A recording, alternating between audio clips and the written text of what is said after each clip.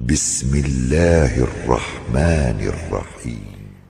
Ada satu hal yang ingin saya berikan penekanan.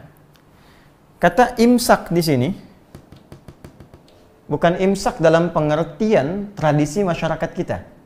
Oh, hati-hati. Ya, imsak di sini ini nama lain dari puasa. Awas, karena itu kalau nanti dalam praktek ibadahnya ingin menempatkan kata imsak, awas hati-hati. Tempatkan dalam pengertiannya, jangan dibawa dalam pengertian bahasa kita. Kecuali kalau kita ingin punya kebiasaan sendiri dengan istilah sendiri di luar pembahasan fikih ini. Apa maksudnya? Maksudnya begini. Secara bahasa, ya, kita bisa membuat persamaan begini. Baik saum, saya tulis dengan dengan Latin. Baik saum ataupun siam, ya, itu sama dengan imsak secara bahasa. Saum sama dengan siam, sama dengan imsak. Artinya secara bahasa tiga-tiganya artinya apa? Menahan. Ya, jadi kalau saya katakan saum sama dengan siam secara bahasa, sama dengan imsak, sama tuh tiga-tiganya. Karena tiga-tiganya sama, maka dia punya arti yang sama, yaitu menahan. Bahasa populernya puasa, masih menahan, masih puasa. Jadi kalau ingin kita tarik istilah ini dalam penunaian saat Ramadan nanti, misal, apa yang dimaksud dengan siam, apa yang dimaksud dengan saum, apa yang dimaksud dengan imsak di bulan Ramadan itu, yaitu menahan, ya, dari segala yang ditetapkan oleh syariat. Saya ambil kalimat umumnya, bisa tahan makan, tahan minum, tahan nafsu, ya, tahan hubungan seksual dengan segala ketentuan yang ditetapkan syariat, dengan waktu yang ditentukan dari terbit fajar sampai terbenam matahari. Ingat, dari terbit fajar, fajar shadiq, ya, waktu subuh, sampai terbenam matahari, singkatnya sampai maghrib. Nah, dengan syarat dan ketentuan tertentu. Ini waktu puasa, rentang puasa. Jelas? Itu nanti kita temukan di Quran surah kedua ayat 187.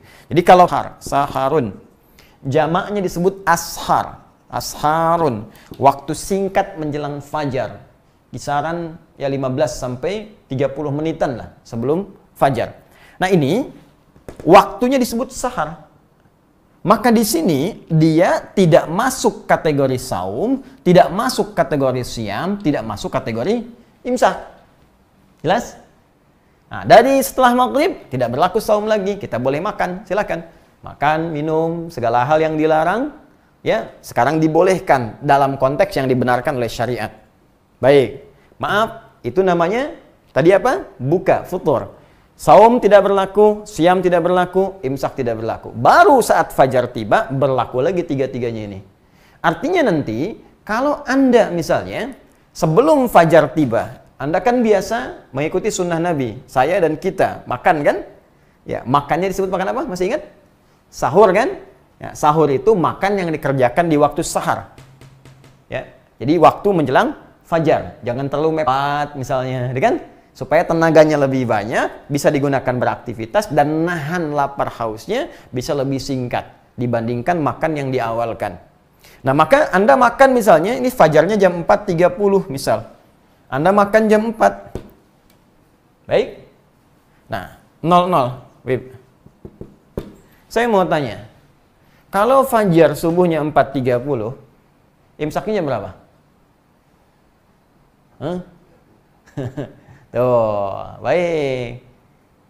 Iya betul, jam 4.30. Jadi bukan jam 4.25. Bukan jam 4.20. Kalau jam 4 imsak masih boleh makan.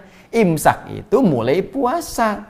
Karena makna kata imsak sama dengan siam dan saum. Kapan mulai imsak? Saat azan berkumandang waktu fajar tiba. Allahu Akbar, Allahu Akbar. Itulah waktunya imsak. Itulah waktunya siam. Itulah waktunya saum. Jadi bukan 5 menit sebelum azan itu imsak.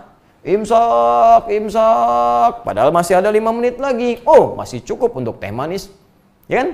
Masih cukup untuk minum air putih. Masih cukup untuk berdoa. Masih cukup untuk istighfar. Jadi kalau nanti subuhnya 4.30, jam 4.20 ada yang teriak-teriak misalnya atau menyampaikan imsak, imsak. Anak kasih tahu, belum.